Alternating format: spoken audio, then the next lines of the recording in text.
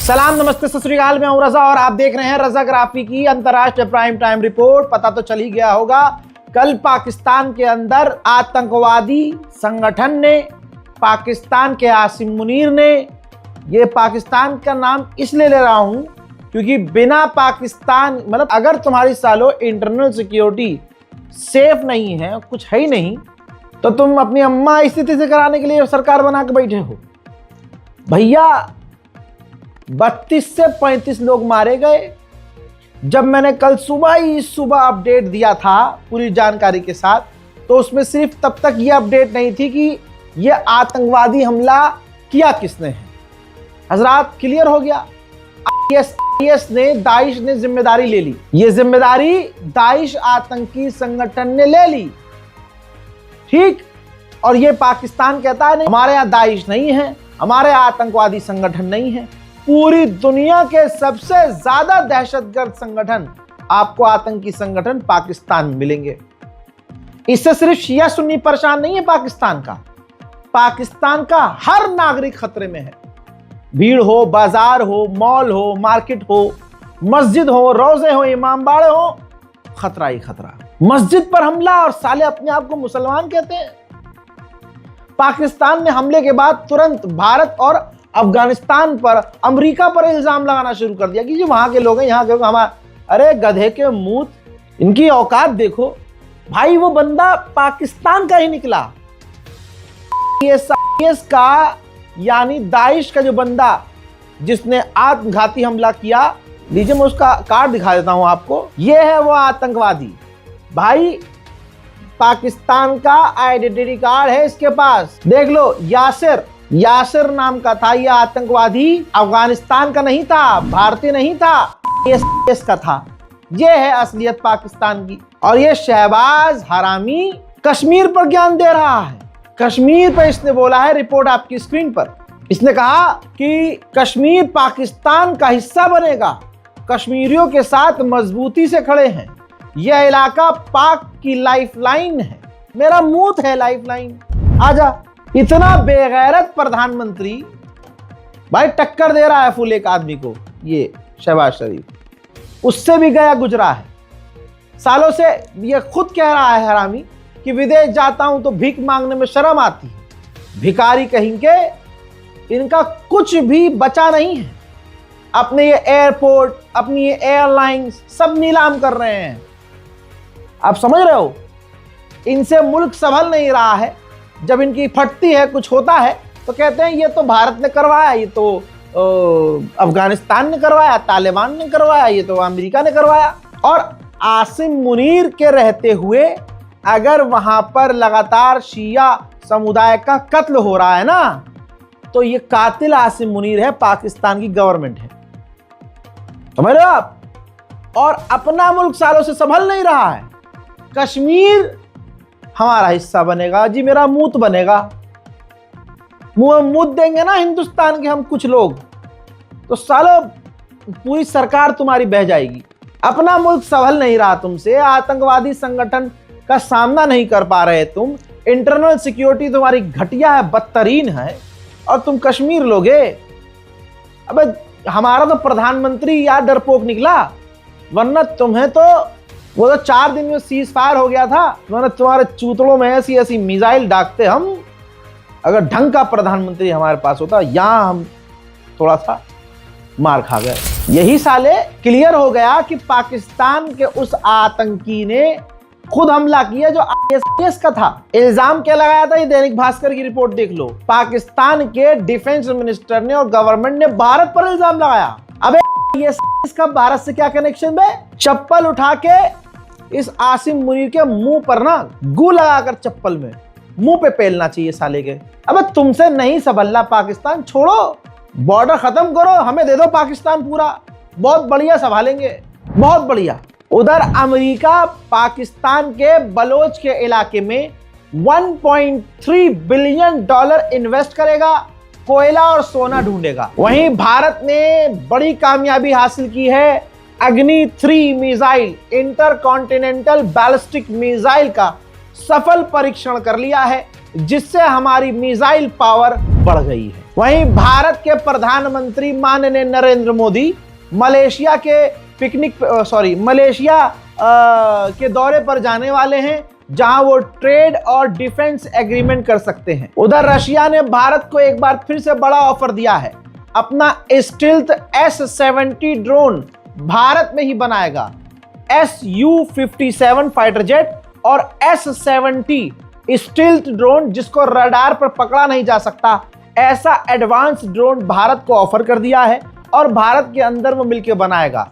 लेकिन डरपोक Donald Trump के जो इशारे पर नाचने वाला है नचनिया, वो कैसे मान जाएगा? भाई ट्रंप ने कह दिया है कि रूस से दूर रहेगा फलाना, तो ऐसे कैसे हो सकता है? हाँ भाई बहनों। उधर ग्रीस के डिफेंस मिनिस्टर भारत पहुंचे हैं। भारत ने ग्रीस को इसलिए मुंह लगाया है क्योंकि तुर्की हमारे लिए खतरा है और तुर्की हमारे लिए खतरा बनते हुए पाकिस्तान का साथ दे रहा है। ऐसे में हमने जो ग्रीस है, जो कट्टर दुश्मन है तुर्की का, उससे संबंध बनाना शुरू कर दिए हैं। बात ग्रीस की है तो ग्रीस से एक और खबर सुनिए। ग्रीस के एक बहुत सीनियर ऑफिशियल को गिरफ्तार किया है ग्रीस की गवर्नमेंट ने।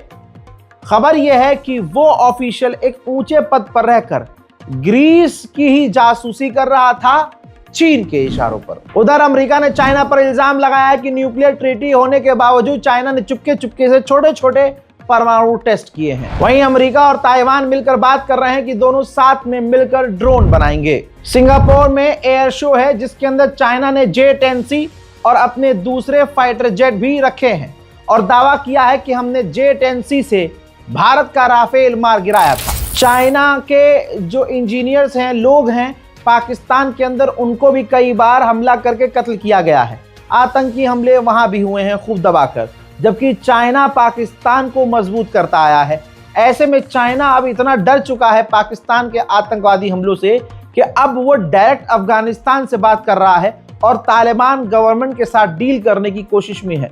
ये अब तक का पाकिस्तान को सबसे बड़ा झटका लगने वाला है। उधर सऊदी अरब के अंदर डिफेंस शो होने वाला था, जिसमें कई सारे देश जाते और अपने हथियार, डिफेंस की ताकतें दिखाते, जिसमें UAE की बहुत सारी कंपनियां जाने वाली थी।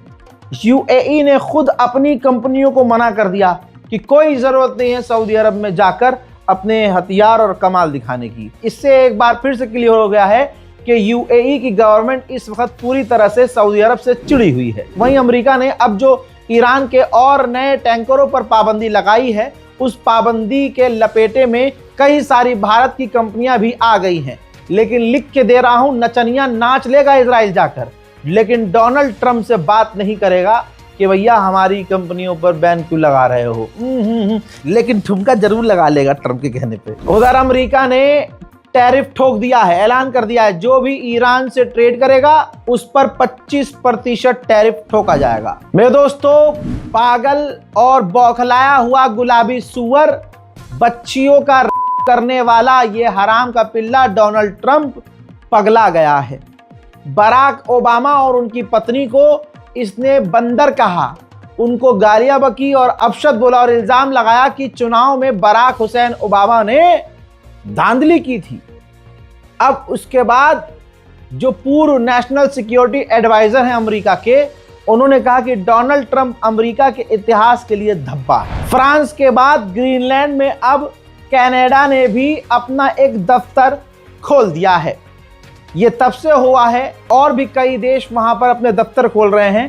ये जब से हो रहा है जब से अमेरिका की नियत ग्रीनलैंड पर बिगड़ी। इराक की एयरफोर्स ने इराक के ही अलग अलग इलाकों में ISIS दाइश आतंकवादी संगठन के खिलाफ बड़ी एयर स्ट्राइक्स की हैं। अमेरिका का आतंक समुद्र में भी बढ़ रहा है। कैरेबियन सी में एक बोट को फिर से अमेरिका ने उड़ा दिया, जिसमें 2 नागरिक मारे गए।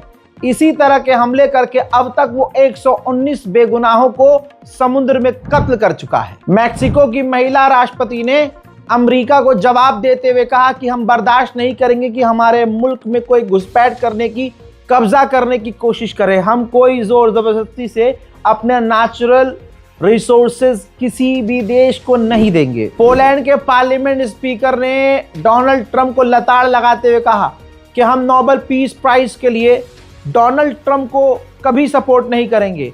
डोनाल्ड ट्रंप ने ऐसा कुछ नहीं किया है जिससे उसको नोबेल पीस प्राइज मिले। Prezydent Trump moim zdaniem destabilizuje sytuację w tych organizacjach, reprezentując politykę siły i przy użyciu siły prowadzi politykę transakcyjną. To łamanie polityki zasad, wartości, często łamanie prawa międzynarodowego. Polityka ceł, inna interpretacja historii, na przykład dotycząca udziału। हजरात आइए अब थोड़ा भारत की कुछ बड़ी बड़ी खबरें यहीं आपको बता देता हूं। दोस्तों, खुलासा एप्स्टीन फाइल से जो हुआ है वो हो रहा है और आगे भी होगा। लेकिन अगर आप मोदी के दोस्त के बारे में कुछ बोलेंगे और पत्रकारिता कर देंगे, कुछ बयान कर देंगे, कुछ खोल देंगे राज, तो आपको एफआईआर करके फंसा दिया जाएगा। वायर के रिपोर्ट में ये रिपोर्ट छपी है और ये वायर की भी रिपोर्ट नहीं है। दोस्तों, जो आरएसएफ है संगठन, फ्रीडम ऑफ प्रेस पर बयान दिया और कहा कि मुकदमों के जरिए पत्रकारों को चुप करा रहा है अडानी समूह। यानी अगर आप पत्रकार हैं और मोदी के दोस्त अडानी के खिलाफ लिखते हैं तो आपकी खैर नहीं, आपके ऊपर मुकदमा हो सकता है। जी हाँ, रिपोर्टर्स विदाउट बॉर्डर्स ने अपनी रिपोर्ट में बताया कि अडानी 2017 से पत्रकारों और मीडिया संस्थानों पर महंगे और लंबे चलने वाले मुकदमे ठोक रहा है, जिससे पत्रकार डर जाएं और अडानी के काले चिट्ठों का भांडा फोड़ करना बंद कर दें। मोदी सरकार में अडानी न सिर्फ देश लूट रहा है बल्कि सच दिखाने वालों को अपने हिसाब से सजा भी दे रहा है। वहीं 24 फरवरी 2020 शायद आप भूल गए होंगे, लेकिन दिल्ली दंगा बोलूंगा तो आपको याद आ जाएगा। आपको ये याद है, ये विजुअल याद है जिसमें पुलिस वाले मुसलमानों को पीट पीट कर जमीन पर गिराकर हिंदुत्व आतंकी सोच वाले वर्दी के अंदर जो आतंकवादी थे दिल्ली पुलिस के, उन्होंने इनको पीट पीट कर मार दिया। एक लंबे समय के बाद, यानी जो फैजान था बेचारा वो मारा गया। अब एक लंबे समय के बाद ये कोर्ट के अंदर क्लियर हुआ कि 2 पुलिस वाले फैजान के कातिल थे। सोचिए, इन तमाम चीजों के बावजूद 2174 दिन बाद दिल्ली कोर्ट ने समन किया है 2 दिल्ली पुलिस वालों को। यानी 2174 दिन के बाद जेल अभी भी किसी को नहीं हुई है, सिर्फ पुलिस वालों को समन किया गया है। नचनिया के फैन, पापा नचनिया के फैन, मुजरा करने वाले के फैन, जो इजराइल में मुजरा करके आता है, उसके ढिंढोरे पीटे जाते हैं अंधभक्तों के द्वारा। कह रहे देखो जलवा है पापा का। तो जलवा ये है कि 2025 में यूएस से 3800 और सऊदी अरब से 12000 भारतीयों को डिपोर्ट किया है। अमेरिकी प्रशासन ने 2025 में भारत के 3800 लोगों को वापस भेजा है और 12000 से ज्यादा भारतीयों को डिपोर्ट किया है। यूएस और सऊदी अरब के अलावा मलेशिया, म्यांमार, संयुक्त अरब अमीरात और चीन ने भी भारतीयों को डिपोर्ट किया है। सबके पिछवाड़े पे लात मार मार के भारत भेजा गया है। जलवा बज रहा है डंका। वहीं जहरीला आदमी, इसको सांप अगर डसे तो सांप मर जाए। सांप इसको डस के रिचार्ज होते हैं भाई। नाम है इसका हेमंत बिस्वा। हजरात, जिस बंदे ने सीएम की कुर्सी पर होते हुए, कानून को तोड़ते हुए, संविधान और कसम को तोड़ते हुए इसने अपने गंदे मुंह से कहा कि मुसलमानों को इतना परेशान करो कि मुसलमान खुद भाग जाए। अब 43 नागरिकों के एक समूह ने गुवाहाटी हाईकोर्ट से सीएम हेमंत बिस्वा शर्मा द्वारा बार बार दिए गए कथित हेट स्पीच पर स्वयं संज्ञान लेने की अपील की है। वहीं पापा की इनकी औकात ये है, जितने मोदड़ी के हैं, ये इतने मोदड़ी के हैं कि भाई साहब ये तो मोदड़ी के ही हैं। औकात देखिए, इनका बाप खुद संसद में बताया है कि देश में 5 सालों में बंद हुए हैं 18,727 स्कूल। एक साल में खोले गए 8,475 प्राइवेट स्कूल। मोदी सरकार ने खुद बताया है, सरकारी 18,000 से ज्यादा स्कूल बंद हुए हैं और 8,000 प्राइवेट स्कूल खोले गए हैं। और अगला बोलता है कि हर 2 दिन में एक यूनिवर्सिटी भारत में घोप घोप घोप। फर्क नहीं पड़ता कि आप हिंदू हैं, मुसलमान हैं, फर्क नहीं पड़ता कि आप मतलब भाजपा से हैं या कहीं और से हैं, किसी और पार्टी से, लेकिन अगर आप हक बोलेंगे तो आप टारगेट पर आएंगे। दोस्तों, फिलिस्तीन का समर्थन करने पर बीजेपी नेता की बेटी और सोशल मीडिया इन्फ्लुएंसर यशस्विनी राजे सिंह को मिली बलात्कार करने की धमकियां, पिता ने कराई है अब दर्ज एफआईआर। वहीं बेरोजगार नल्ला दल की पोल खोलती हुई एक हिंदू बहन ने बताया है, क्योंकि मैं हक बोलती हूं तो मुझे की धमकी, क्या क्या बोलते हैं, आइए बजरंग दल की औकात सुनिए। बजरंग दल वाले सारे मिलके अभी दीपक को मारने के लिए पहुंच गए। अब वो रुद्रपुर भी पहुंच गए हैं। मोहित चोपड़ा जिसने दीपक का समर्थन किया था उसको मारने के लिए, कल को वो मुझे मारने के लिए भी पहुंच जाएंगे। तो ये आतंकवादी तो है। आतंकवाद क्या होता है? जो मेरे अंदर डर पैदा कर रहे।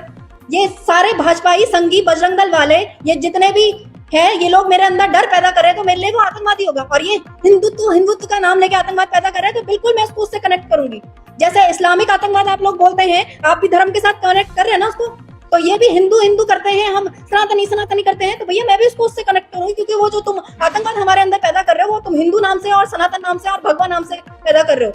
तो ये मैंने कुछ गलत नहीं कहा, जो सच है मैंने वो सच कहा है। अगर कोई बोलता है कि मैंने गलत है तो उसको गलत प्रूफ करके दिखाओ, तो मैं मानूंगी मैं गलत हूँ।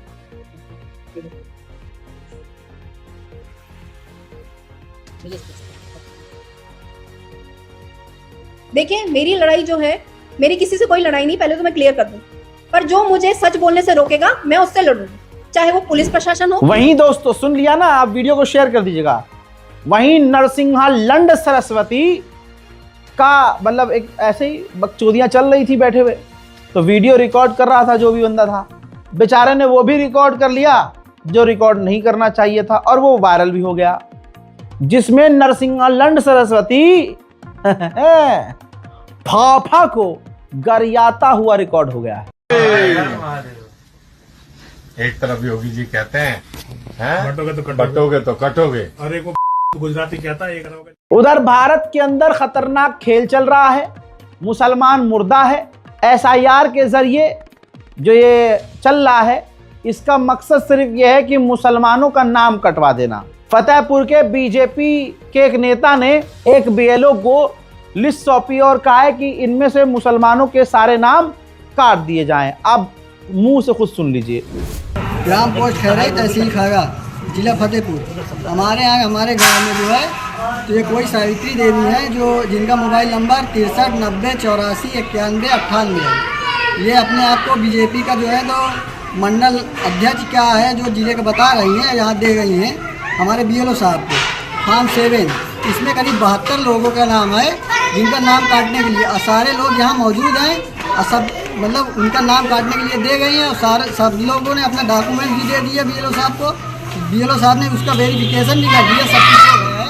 उसके बाद अब ये फार्म 7 जो है फिर से कह रहे हैं कि इसको इन लोगों के नाम काट दिया जाए। तो ये हम लोग इससे ये परेशान है कि बताइए दूसरे लोगों को देने से नाम अगर हम लोगों को कट जाएगा तो क्या हम लोग इस देश के रहने वाले नहीं है क्या? हमारे पास क्या कोई कागज़ नहीं है क्या जो हम देंगे? ये जो ये देखिएगा, ये फार्म 7 दे गई है। ये सावित्री देवी है, इनका मोबाइल नंबर है 63 90 84 91 98। हजरात, फिलहाल के अंतर्राष्ट्रीय प्राइम टाइम रिपोर्ट में इतना ही। इस रिपोर्ट को शेयर कीजिए, अपनी राय कमेंट में लिखिए, दुआओं में याद रखिए। जय हिंद।